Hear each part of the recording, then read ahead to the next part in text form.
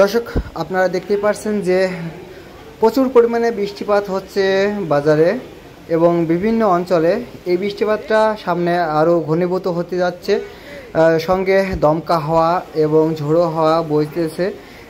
এই নদী বৃষ্টির কারণে রাস্তায় পানি ভরাট হয়ে রাস্তা অনুপযোগী হয়ে গেছে। বৃষ্টির পানির কারণে রাস্তায় প্রচণ্ড পানি জমে মানুষের চলাফেরার অনুপযোগী হয়ে উঠেছে, সেটা আপনারা দেখতেই পাচ্ছেন ভিডিও চিত্রের মাধ্যমে। দর্শক, আপনারা দেখতেই পাচ্ছেন যে কি মুষলধারে বৃষ্টি চলছে একটানা আধা ঘন্টা 1 ঘন্টার উপরে, সঙ্গে ঝোড়ো হাওয়া বইছে।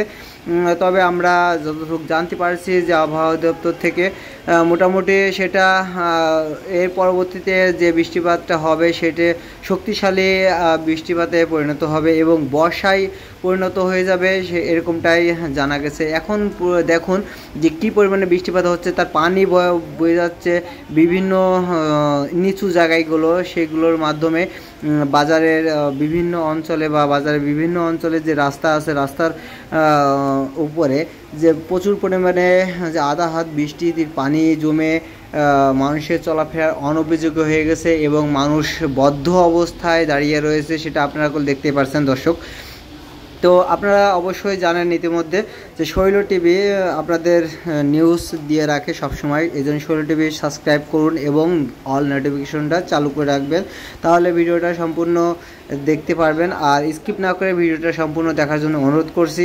দর্শক, আপনারা অবশ্যই অবগত যে এই বৃষ্টির কারণে যে সাধারণ যে জনগণ আছে সেই জনগণের থমকে গেছে, যেহেতু আজকে হাটবার। এই হাটবারে সীমিত লোকের সমাগম খুবই কম, তারপরেও লোকের সমাগম যতটুকু আছে না কেন তারাও থমকে গেছে বৃষ্টির কারণে, কারণ যে প্রচুর পরিমাণে বৃষ্টি হচ্ছে। সেটা আপনারা দেখতে পাচ্ছেন যে সকাল থেকে মেঘলাচ্ছন্ন অবস্থায় আকাশ রয়েছে। এর মধ্যেই দুপুরের পর বিকাল থেকে বৃষ্টিপাতের সম্ভাবনা শুরু হয়েছে।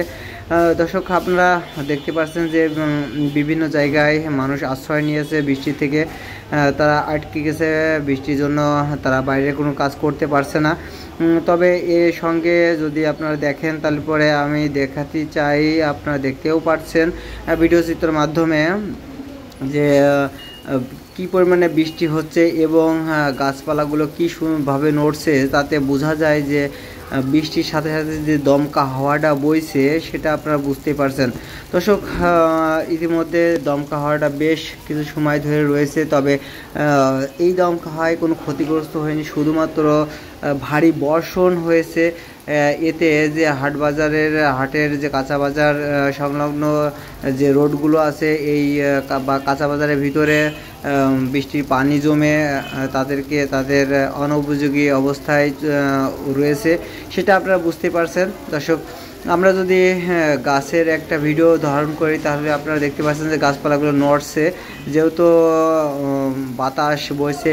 এক পর্যায়ে প্রচণ্ড বৃষ্টির সঙ্গে সঙ্গে ঝোড়ো হাওয়ার মতন বাতাস বইছে, সেটা আপনারা লক্ষ্য করলেই পারছেন।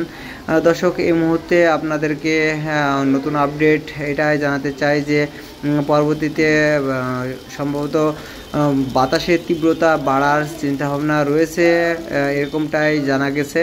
তারপরেও আপনারা দেখতে পাচ্ছেন যে শুধু বৃষ্টি না, বৃষ্টির সঙ্গে সঙ্গে বাতাসের যে তীব্রতা, সেই তীব্রতাটাওগুলো বাড়ছে।